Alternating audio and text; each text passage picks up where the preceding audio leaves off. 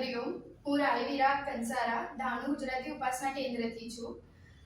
મારા જન્મ પહેલાથી જ મારા મમ્મી ડેડી બાપુ પરિવારથી જોડાયેલા છે. તો હું જ્યારે જન્મી ત્યારે જેવું નાનું છોકરું જન્મે અને એના કાનમાં એક ફર્સ્ટ વર્ડ બોલે ફેમિલી મેમ્બર્સ, તો એવી રીતે જ મારા મમ્મીએ ફર્સ્ટ વર્ડ તરીકે મારા કાનમાં બાપુનો તારક મંત્ર જે છે ઓમ મને સામર્થ્ય દાતા શ્રી અનિરુદ્ધાય નમઃ એ મારા મમ્મી કાનમાં બોલેલા. એટલે હું કહી શકું કે બાય બર્થ હું બાપુ પાસે છું અને એવી રીતે જ બાપુમય વાતાવરણમાં જ હું મોટી થઈ.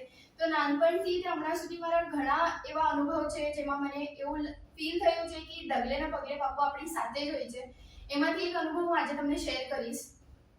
હું 12th હતી અને મારા પ્રેક્ટિકલ એક્ઝામ્સ ચાલતા હતા બોર્ડ્સના. તો મારું બાયોલોજી પ્રેક્ટિકલ હતું અને હું મારી કોલેજ બોરડીમાં હતી. તો આફ્ટર ડાનુ લાઈક ઘોલવડ એક જ સ્ટેશન, તો અમે લોકો ટ્રેનથી જ ટ્રાવેલ કરતા. તો ઘોલવડ ઉતરીને પછી ઓટો લઈને અમે બોરડી જતા. તો એવી રીતે ધાનુથી અમે 5-6 છોકરીઓ અમે લોકો હતા. તો યુઝ્યુઅલી ક્યારે 11th-12thમાં આખો ટાઈમ ક્યારે એવું એકલું ટ્રાવેલિંગ કરવાનું આવ્યું જ નહીં. ક્યારે ને ક્યારે કોઈ ના કોઈ હતું જ. પણ પ્રેક્ટિકલ્સ હતા તો મારા ફ્રેન્ડ્સના પ્રેક્ટિકલ જલ્દી થઈ ગયા, મારો પ્રેક્ટિકલને બહુ ટાઈમ લાગ્યો. તો મને મારા ફ્રેન્ડ્સે જતા ટાઈમે કીધું કે અમે નીચે વેઇટ કરીએ છીએ તારું એમ. તો પણ મારું પ્રેક્ટિકલ થયું, હું નીચે ગઈ, હું એ લોકોને શોધ્યું પણ એ લોકો મને કંઈ મળ્યા નહીં. તો મેં એ લોકોને કોલ કરીને પૂછ્યું કે તમે લોકો ક્યાં છો? તો એ લોકોએ મને કીધું અરે તને ટાઈમ લાગતો હતો ને અને પછી નેક્સ્ટ ડે પાછું પ્રેક્ટિકલ એક્ઝામ હતું તો એટલે અમે પછી નીકળી ગયા.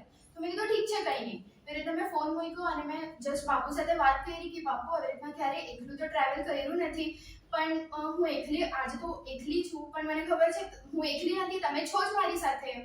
તો એવી રીતના બાપુને કીધું અને થોડું હું આગળ ચાલી એટલામાં મને એક ઓટો મળી ગઈ. તો હું બોરડી ઘોલવડ ફાટક સુધી ગઈ અને ટ્રેનને 2 hours પછી ટ્રેન હતી, ઇમિડિયેટ કોઈ ટ્રેન હતી નહીં. તો મેં કીધું કે હવે ઓટોથી જ જવાનું છે. તો ફાટક ક્રોસ કરીને ડાનુની ઓટો જ્યાં હોય ત્યાં હું ગઈ અને ત્યાં ગઈ મેં ઓટોમાં બેસી પણ ગઈ. ઓટો ત્યારે ખાલી જ હતી એટલે મને ડર હતો કે ખબર નહીં હવે ઓટોવાળા અંકલ કેવા હશે કેવા નહીં, ક્યારે એકલું ટ્રાવેલ કર્યું નથી તો થોડો ડર હતો. તો પછી એટલામાં 1-2 જણ આવીને બેસા, 1-2 લેડીઝ આવીને બેસા અને પછી એટલા જ કાળમાં થોડુંક તે ઓટોવાળા અંકલ સાથે 1-2 વખત વાત થઈ. તો એનાથી હું કમ્ફર્ટેબલ થઈ ગઈ કેમ કે એ ઓટોવાળા અંકલ સાથે જ્યારે વાત કરી ને ત્યારે એવું મને લાગતું હતું કે હું એમને બહુ ટાઈમથી ઓળખું છું. એટલે હું થોડી કમ્ફર્ટેબલ થઈ ગઈ. મને જે ડર હતો એ મારો કમ્ફર્ટેબલ થઈ ગયો. અને પછી ઓટો ભરાઈ ગઈ, અમે ઓટો નીકળવાની ત્યારે મને એવું થયું કે અરે 20-25 મિનિટ્સ હવે લાગશે મને ડાનુ પહોંચતા. તો હું તો આજે ઇયરફોન્સ લાવી નથી. યુઝ્યુઅલી તો મારા ફ્રેન્ડ્સ હોય તો એ લોકોના સાથે વાત કરતાં કરતાં હું પહોંચી જાઉં, પણ તે દિવસે હું એકલી જ હતી. તો મને એવું થયું કે બાપુ મારે ઇયરફોન્સ લાવવા જોઈતા હતા તો હું કંઈ થોડું મ્યુઝિક સાંભળતે તો હું પહોંચી જતા ડાનુ, મને કંટાળો નહીં આવતે. તો એટલામાં જ મારી જસ્ટ બાપુ સાથે વાત ખતમ થઈ એટલામાં જ ઓટોવાળા અંકલે મ્યુઝિક લગાવ્યું. તો હું મસ્ત મ્યુઝિક એન્જોય કરતાં કરતાં ડાનુ પહોંચી ગઈ.